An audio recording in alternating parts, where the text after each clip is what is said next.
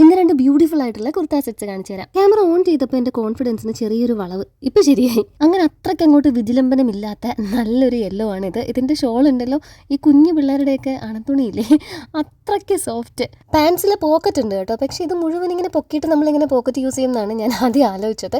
Thread work ആണ് നെക്കിലൊക്കെ വരുന്നത്, ഫ്രണ്ടിൽ എംബ്രോയിഡറി. ഈ ദുപ്പട്ട വളരെ ടെംപ്റ്റിംഗ് ആണ്. ദുപ്പട്ട ഇല്ലാതിട്ടാലും ഭംഗിയാണെങ്കിലും അതങ്ങോട്ട് മാറ്റാൻ തോന്നത്തില്ല. രണ്ടാമത്തെ ഡ്രസ്സ് ഇട്ടപ്പോൾ മുടിയൊക്കെ ഇത്തിരി കുളവായി. ലിപ്സ്റ്റിക്കിന് ഇത്രയും കളർ ഇല്ല കേട്ടോ, ഇത്തിരി ഫിൽറ്ററിൻ്റെ പച്ചയും കൂടെയാണ്, അല്ല ചുവപ്പും കൂടെയാണ് ആ കാണുന്നത്. ഇതാണ് അടുത്ത സെറ്റ്. ഇതിൻ്റെ ദുപ്പട്ടയ്ക്കും നല്ല നീളമൊക്കെ ഉണ്ട്. ഇത് രണ്ടും ഞാൻ ഈ ഷോളോട് കൂടി ഈ അടുത്ത് മേടിച്ച 2 സാധനങ്ങളാണ്. ഇതിൻ്റെ നെക്ക് ഞാൻ കുറച്ചൊന്ന് ഇറക്കിയിട്ടുണ്ടായിരുന്നു.